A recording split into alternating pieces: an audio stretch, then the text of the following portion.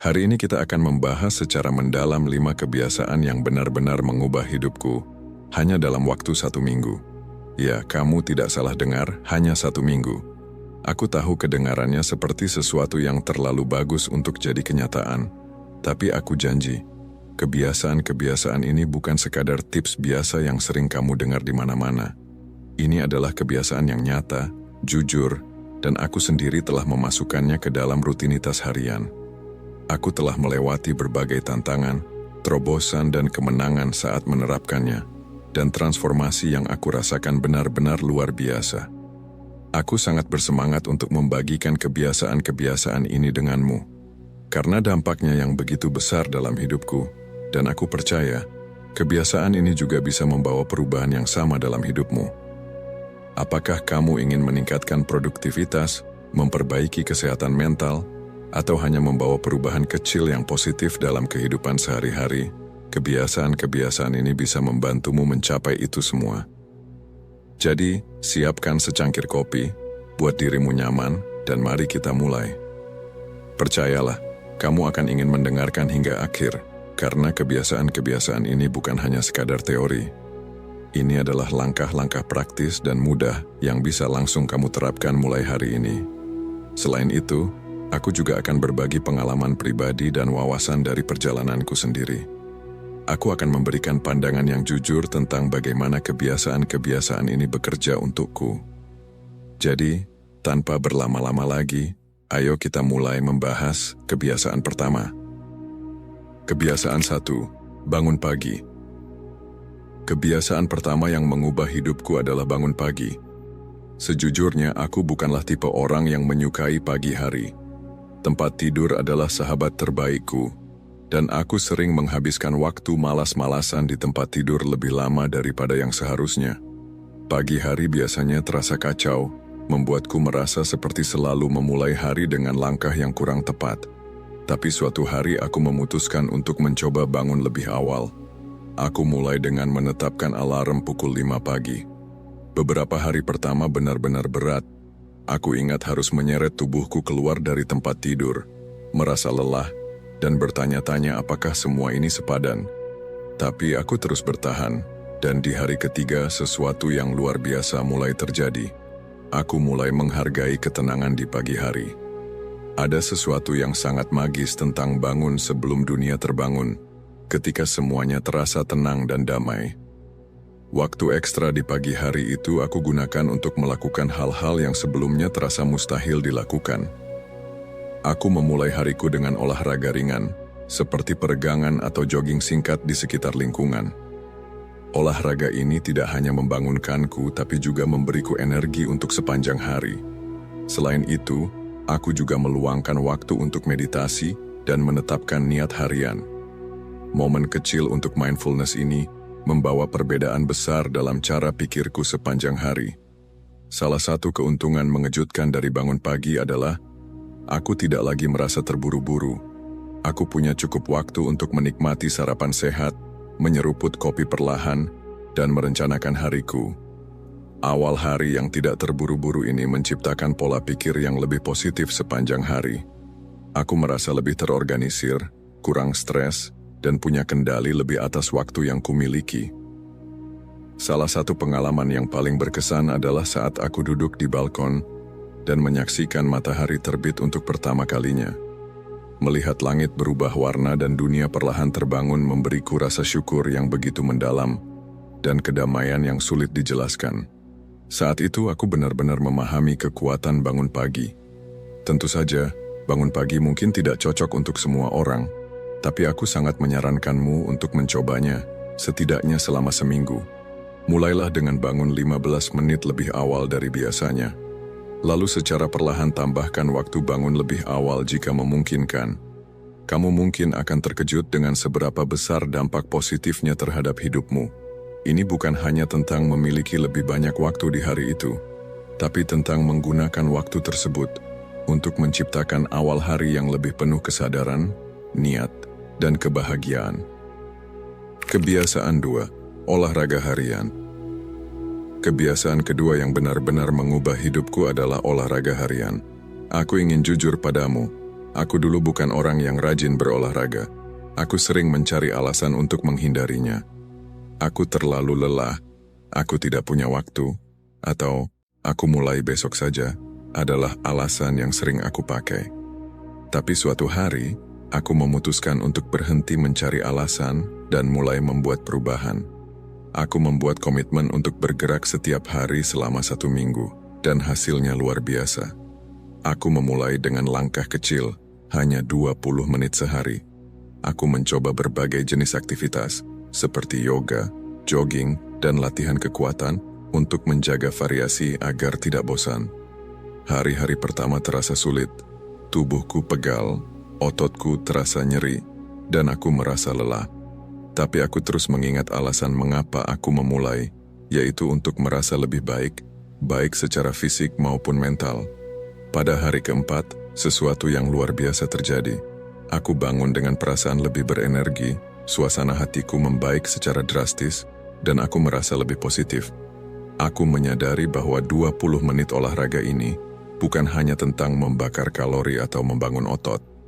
Ini adalah waktu yang aku luangkan untuk diriku sendiri, untuk melepaskan stres, dan untuk meningkatkan endorfin, hormon yang membuat kita merasa bahagia. Salah satu momen yang paling berkesan adalah ketika aku memutuskan untuk jogging di pagi hari.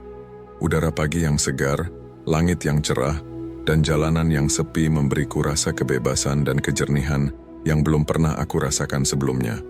Itu hanya aku, jalan terbuka, dan pikiranku. Rasanya seperti hubungan yang mendalam antara diriku dengan dunia di sekitarku, sungguh pengalaman yang memberdayakan. Selain itu, aku juga mulai melihat perubahan fisik. Postur tubuhku membaik, aku merasa lebih kuat, dan kebugaranku secara keseluruhan meningkat. Tapi perubahan terbesar terjadi pada pola pikirku. Olahraga menjadi waktu untuk merawat diri, bukan lagi sebuah kewajiban. Ini berubah menjadi kebiasaan yang aku nikmati. Salah satu pengalaman baru yang juga sangat berkesan adalah mencoba yoga untuk pertama kalinya. Awalnya, aku ragu karena merasa tubuhku tidak cukup fleksibel, atau bahwa yoga bukanlah olahraga sungguhan. Tapi setelah beberapa sesi, aku jatuh cinta pada praktik ini. Yoga mengajarkanku untuk hadir, bernapas dengan sadar, dan mendengarkan tubuhku. Itu adalah pengalaman yang sangat transformatif yang melampaui manfaat fisiknya. Mengintegrasikan olahraga harian ke dalam rutinitasku membuatku menyadari bahwa merawat tubuhku secara langsung memengaruhi kesehatan mental dan kebahagiaanku secara keseluruhan. Ini bukan tentang menjadi sempurna atau memaksakan diri ke titik ekstrem, tetapi tentang menemukan bentuk gerakan yang kamu nikmati dan menjadikannya bagian dari hidupmu. Jika kamu merasa sulit untuk memulai, saranku adalah mulai dari hal kecil.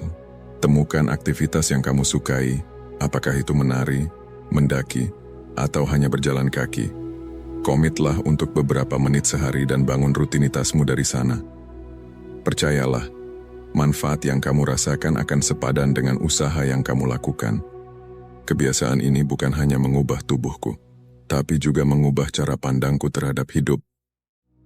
Kebiasaan 3. Menulis jurnal. Kebiasaan ketiga yang mengubah hidupku adalah menulis jurnal. Jujur saja, dulu aku berpikir bahwa menulis jurnal hanya untuk orang-orang yang punya banyak waktu luang atau yang memang sudah sangat introspektif. Aku merasa skeptis, siapa yang punya waktu untuk duduk dan menulis tentang harinya, sementara ada begitu banyak hal yang harus dilakukan? Tapi setelah mencoba konsisten menulis jurnal selama 1 minggu, sudut pandangku berubah sepenuhnya. Kebiasaan ini menjadi fondasi utama dalam perjalananku untuk berkembang secara pribadi. Aku memulainya dengan sederhana. Setiap malam sebelum tidur, aku meluangkan waktu 10 menit untuk menulis. Tidak perlu aplikasi mewah atau buku catatan yang indah. Aku hanya menggunakan buku tulis biasa dan pena yang nyaman di tanganku. Awalnya, aku tidak tahu harus menulis apa.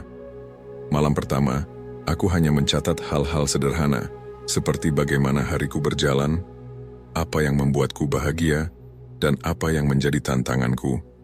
Tapi seiring berjalannya waktu, aku mulai menulis lebih dalam.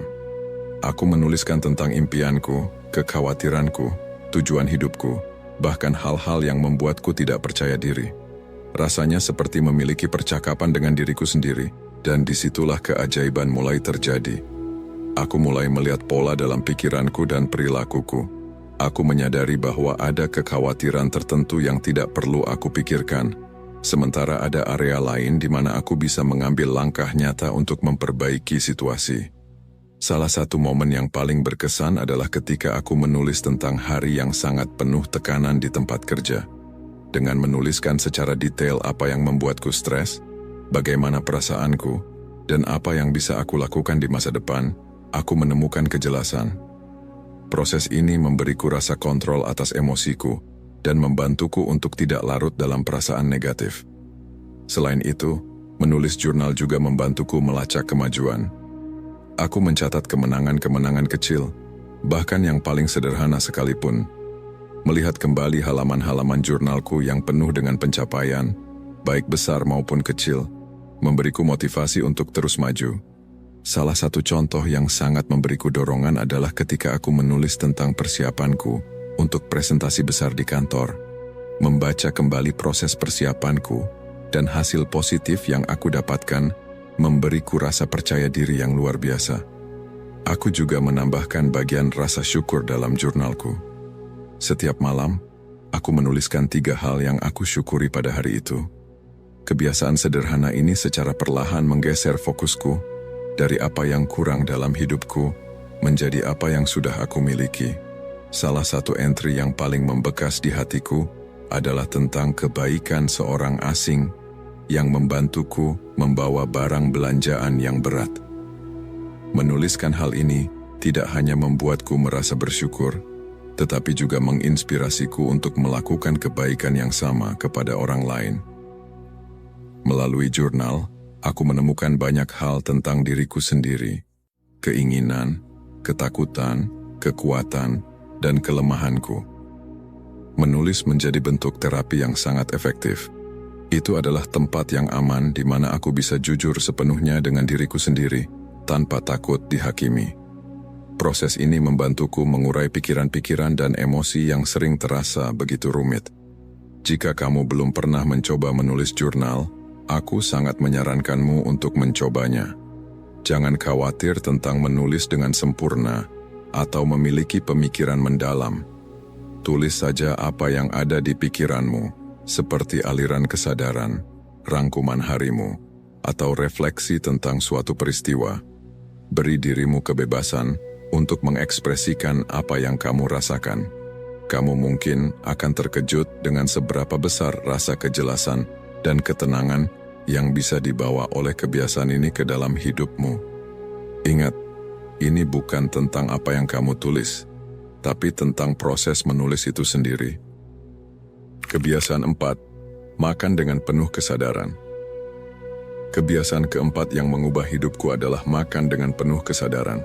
Sebelumnya, seperti kebanyakan orang, aku sering makan sambil melakukan banyak hal lain, entah itu menonton TV, scrolling media sosial, atau bahkan bekerja di depan laptop. Aku makan dengan cepat tanpa benar-benar memperhatikan apa yang kumakan, dan aku tidak menyadari seberapa banyak pola ini memengaruhi kesehatanku secara keseluruhan. Namun, selama 1 minggu aku memutuskan untuk mencoba mindful eating, atau makan dengan penuh kesadaran. Konsep ini sederhana, benar-benar hadir saat makan, menikmati setiap gigitan, dan memperhatikan rasa, tekstur, serta efek makanan terhadap tubuh kita. Aku memulai dengan membuat ritual sederhana sebelum makan. Aku memastikan meja makanku rapi, mengatur posisi duduk yang nyaman, dan menghilangkan semua gangguan. Tidak ada ponsel, TV, atau laptop. Awalnya, terasa aneh untuk duduk diam dengan makanan tanpa melakukan hal lain, tapi perlahan, aku mulai menikmatinya. Sebelum memulai makan, aku mengambil beberapa napas dalam-dalam untuk menenangkan diri dan membawa fokusku sepenuhnya ke saat itu. Dari gigitan pertama, aku mulai memperhatikan detail kecil yang sebelumnya terlewatkan. Rasa manis, asin, atau gurih, tekstur makanan yang renyah atau lembut, bahkan aroma yang membuat pengalaman makan jadi lebih menyenangkan.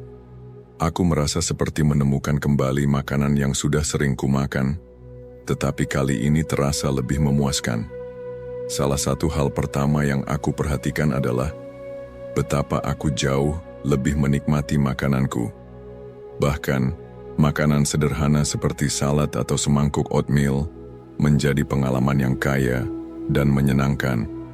Aku masih ingat betul suatu pagi ketika aku makan oatmeal dengan madu dan buah segar. Alih-alih memakannya dengan tergesa-gesa seperti biasanya, aku benar-benar menikmati tekstur lembut oat dan rasa manis alami madu. Momen ini terasa sangat damai dan penuh syukur, seperti aku sedang menghargai makanan yang kuberikan kepada tubuhku. Keuntungan lain dari mindful eating adalah aku merasa lebih cepat kenyang dan tidak lagi makan berlebihan. Dengan melambat dan memperhatikan sinyal tubuhku, aku bisa mendengar kapan tubuhku mengatakan, "Cukup."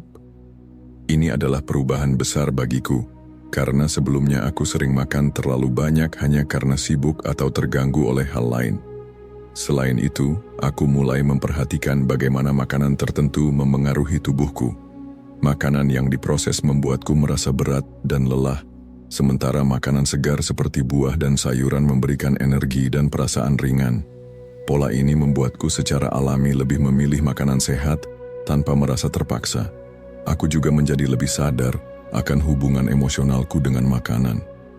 Sebelumnya, aku sering makan hanya karena bosan, stres, atau sekadar mencari kenyamanan, bukan karena aku benar-benar lapar.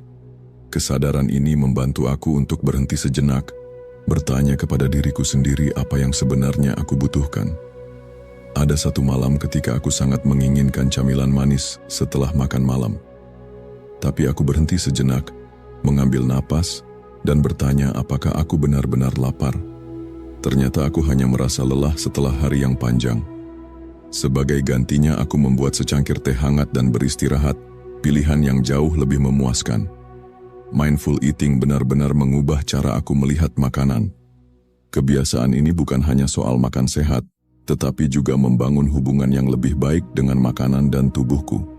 Aku merasa lebih terkoneksi dengan diriku sendiri dan lebih menghargai makanan yang aku konsumsi. Jika kamu ingin mencoba mindful eating, mulailah dengan 1 kali makan dalam sehari. Duduklah dengan tenang, tanpa gangguan, dan fokus pada makananmu. Nikmati setiap gigitan, perhatikan rasa dan tekstur, dan dengarkan bagaimana tubuhmu merespons. Aku yakin pengalaman ini akan membawa perubahan besar dalam cara kamu melihat makanan dan, lebih penting lagi, bagaimana kamu merawat tubuhmu. Kebiasaan 5. Membatasi waktu layar. Kebiasaan kelima yang mengubah hidupku adalah membatasi waktu layar. Aku yakin banyak dari kalian yang bisa memahami betapa sulitnya kebiasaan ini. Kita hidup di era digital, dan sangat mudah untuk terjebak dalam scrolling tanpa akhir di media sosial, menonton episode serial secara maraton, atau terus-menerus mengecek email. Tapi aku mulai menyadari bahwa semua waktu yang aku habiskan di depan layar ini mulai mengambil alih hidupku. Hal ini memengaruhi produktivitasku, kualitas tidurku, bahkan kesehatan mentalku. Jadi, aku memutuskan untuk membuat batasan yang jelas. Aku menetapkan aturan sederhana. Hanya 1 jam waktu layar untuk hal-hal non-pekerjaan setiap hari. Ini berarti tidak ada scrolling Instagram yang tidak perlu, tidak ada menonton YouTube hingga larut malam, dan tidak ada binge-watching serial Netflix. Awalnya, ini sangat sulit. Aku terbiasa mengisi setiap momen kosong dengan mengecek ponselku atau menonton sesuatu, tapi aku tahu aku harus melakukan perubahan ini. Hal pertama yang aku perhatikan adalah betapa banyak waktu ekstra yang aku miliki dalam sehari. Aku tidak menyadari seberapa banyak waktu yang terbuang hanya dengan melihat layar sampai aku mulai membatasinya. Dengan waktu tambahan ini, aku mulai menghidupkan kembali hobi-hobi lama yang sudah lama kutinggalkan. Aku membaca buku yang sudah lama tertunda, mencoba menggambar lagi, dan bahkan bereksperimen dengan memasak resep-resep baru. Salah satu pengalaman paling berkesan adalah ketika aku mengganti waktu menonton TV malam hari dengan berjalan-jalan di taman. Udara segar, suara alam, dan gerakan tubuhku membuatku merasa jauh lebih segar dan tenang dibandingkan dengan menghabiskan waktu di depan layar. Jalan-jalan ini akhirnya menjadi rutinitas yang aku nantikan setiap harinya, sesuatu yang sederhana tapi membawa banyak kebahagiaan. Selain itu, salah satu dampak terbesar dari membatasi waktu layar adalah pada kualitas tidurku. Dulu, aku sering membawa ponsel ke tempat tidur dan scrolling media sosial atau menonton video hingga merasa mengantuk. Tapi kebiasaan ini sering membuat pikiranku tetap aktif, sehingga aku kesulitan untuk benar-benar rileks dan tertidur. Setelah aku berhenti menggunakan layar sebelum tidur, aku mulai merasakan perubahan besar. Aku menciptakan rutinitas malam yang lebih tenang, seperti membaca buku fisik atau bermeditasi. Aku tidur lebih cepat, lebih nyenyak, dan bangun dengan perasaan jauh lebih segar. Tidak hanya itu, aku juga merasa lebih tenang secara emosional, tanpa terus-menerus terpapar berita buruk, pembaruan media sosial, atau perbandingan yang tidak sehat. Aku merasa jauh lebih fokus pada diriku sendiri dan apa yang benar-benar penting dalam hidupku. Aku merasa lebih hadir saat berbicara dengan orang lain, lebih perhatian pada lingkunganku, dan lebih terhubung dengan dunia nyata. Salah satu hari yang paling berkesan selama minggu itu adalah ketika aku menghabiskan sore di sebuah kafe lokal dengan hanya membawa buku catatan dan pena. Tanpa gangguan dari ponsel atau laptop, aku menulis rencana, menggambar sketsa sederhana, dan merenungkan tujuan hidupku. Itu adalah momen damai dan produktif yang tidak pernah aku rasakan ketika aku terus-menerus terhubung dengan layar. Tentu saja, tidak selalu mudah untuk menjaga batasan ini. Ada saat-saat di mana aku tergoda untuk mengambil ponsel dan scrolling hanya karena kebiasaan. Tapi setiap kali aku menyadari hal ini, aku mengingatkan diriku tentang semua manfaat yang aku rasakan. Lebih banyak waktu untuk hal-hal yang benar-benar berarti, tidur yang lebih berkualitas dan rasa tenang yang lebih mendalam. Membatasi waktu layar bukan berarti sepenuhnya meninggalkan teknologi. Ini lebih tentang menciptakan keseimbangan yang sehat dan menggunakan waktumu dengan lebih bijak. Jika kamu ingin mencoba kebiasaan ini, mulailah dengan mengurangi sedikit demi sedikit. Kurangi waktu layar selama 1 jam setiap hari dan gunakan waktu itu untuk sesuatu yang lebih bermanfaat, seperti membaca, berjalan-jalan, atau hanya duduk dalam keheningan. Kamu akan terkejut dengan seberapa banyak hal yang bisa kamu lakukan dan seberapa besar perubahannya terhadap hidupmu. Bagi Anda yang telah mengikuti hingga saat ini, silahkan komentar filosofi hidup stoik, agar saya tahu Anda telah menonton video ini hingga akhir, dan saya juga akan meninggalkan beberapa konten yang mungkin Anda sukai. Sampai jumpa.